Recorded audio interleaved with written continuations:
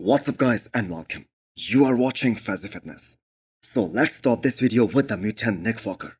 So we all have to wait for another 2 or so weeks before we are finally gonna get to see this new and improved version of Nick Walker. And I'm gonna say that is actually pretty cool, as both him and Brandon Curry, they are both trying to bring back that excitement and that element of shock and surprise. Because the thing is, we did not see a single physique update from either of these guys throughout this year's Miss Olympia prep. But I do have a question here. Looking at Nick's chest workout that is uploaded today, and this marks 3 weeks out of this year's Miss Olympia, I have to say Nick Walker do not have that dead face, and his skin doesn't look as grainy compared to his previous looks.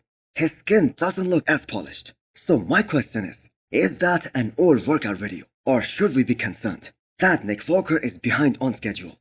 I'm gonna say no, he isn't, and I'm gonna explain that in a minute. So that face, that was a huge thing back in the 90s. Guys like Dorian Yates and Kevin Levrone, they always had that intense level of skull face, even when these guys were weeks out of the Olympia. So if you guys remember, Levrone after winning the Arnold Classic back in 1996, and that famous interview after that show with Arnold Schwarzenegger, his face was just sunken into its absolute limits.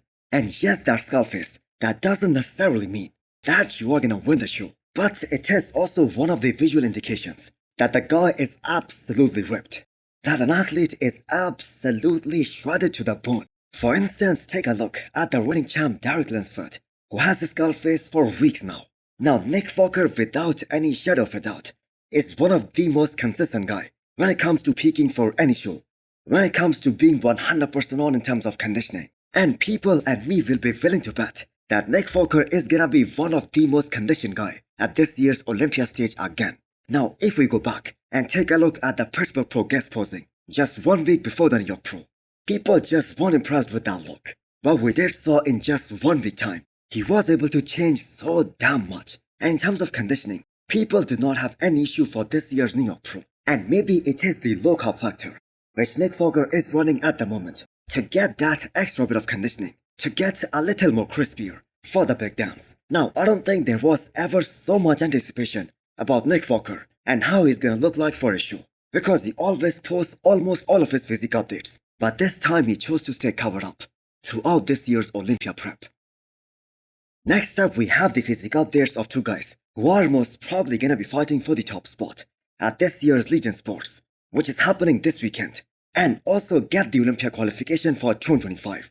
So Brett Wilkin and Bruno Santos, basically Matt Jensen's guy and Milos's guy. So both of them look pretty damn peeled at the moment. And this is gonna be a very interesting comparison and a very great battle, since Bruno Santos will definitely overpower Brett Wilkin, especially in terms of the freak factor, especially in terms of the muscle mass. But on the other hand, Brett definitely has better lines. He's more classic. He is for sure more aesthetic. So it is gonna be a battle between a mass monster and a guy who has great aesthetics. So there are also some other similarities between these 2 guys. Both of them have won only 1 pro show so far, and this is definitely gonna be a very good battle. So Bruno's transformation for his 3rd show in 1 month, that is gonna be really crucial. So far he was able to improve from Italy Pro to Europa Pro, and he was able to beat Andrea Presti, and Legion Sports is gonna be his 3rd show of the year. And we have to keep in mind, he is gonna be doing the Olympia as well, which is happening in 2 weeks time after the Legion Sports. Now Brett Wilkin, on the other hand, he is gonna be totally fresh, as he is gonna be competing in his first ever show after 2 years.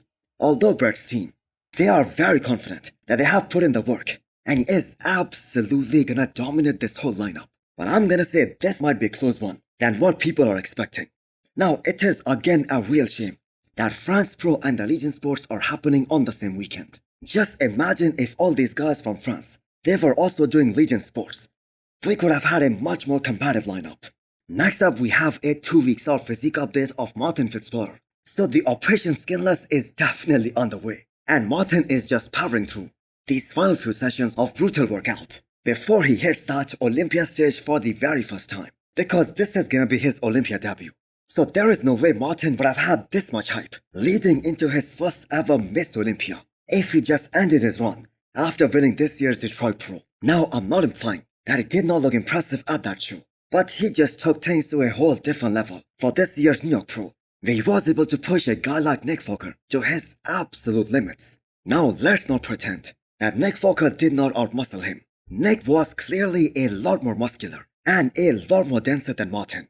But the conditioning as well as the aesthetics of Martin, the way he flows, his amazing V-taper, his X-frame, that just made all the difference in the world, making the New York Pro such a close call. Because before that show, people were expecting Nick Walker to just walk all over that competition. So Martin wants to be in that first call out at his first ever Miss Olympia.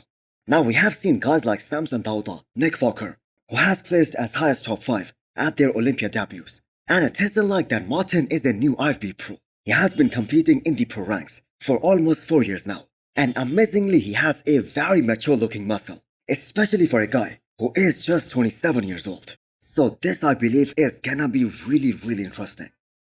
So here we have an off-season physique update from Terence Ruffin, a guy who will be really missed at this year's Miss Olympia stage in Classic. Now Terence not only is one of the best competitor in Classic physique division, but also he is one of the best posers in that division. Now he was qualified for this year's Miss Olympia. He won Shiru Classic in the post-Olympia tour last year, but a combination of elbow pain, which just severely hindered his arms training. And we all know arms are those areas where Terence will always be needing to make some improvements, since he always had weaker arms to begin with. Plus he also had a problem with his knee, so this played a huge role in him sitting out of this year's Miss Olympia. Plus the fact is this guy can put on another 15 pounds of muscle and still not worry about the weight cap, because he has just so much room to grow to get bigger. And that was the other factor, to go into a very long off season and take full advantage of that extra weight cap. So Terence is a very smart guy, especially when it comes to training. And I think we could see something really special and totally different the next time he steps on stage. And we have to keep in mind, Terence represents these short guys, especially in that first Olympia call-out. And with guys like Chris, Wesley, Ramon, Urs, I have to say Terence and Brian, they are the odd men out, especially if we take height into perspective. Next up, we have another off-season physique update from Ross Patrick. So the man revealed his Ken physique after a very long time. So this is Ross after losing 15 plus pounds in such a short amount of time, because the man was under the weather. But still, I have to say the man looks reasonably lean, especially for the off-season. Now I'm not really sure whether he is planning to compete in 2025 or not, because the last time he spoke about this, he wanted to focus on growing his business. So Ross looked pretty damn good at California Pro last year, the show that he won, beating a guy like Tony Burton, and also Sergio Oliva Jr. and Beef Stew. But his Olympia debut last year, that went really sideways for him, because he did not show up for the finals at all. So Ross is also one of those guys who has one of the best set of wheels, one of the biggest quads in the men's open right now. But at the same time, he has this huge discrepancy between his upper and lower half. And that is what he wanted to address the most, especially in this off-season. Now I must say winning an Olympia qualifier, that is gonna get more and more difficult, especially in the upcoming years, with all this incredible talent coming up. So hit the thumbs up button if you liked the video, and smash the subscribe button if you wanna come back for more. Thanks for watching.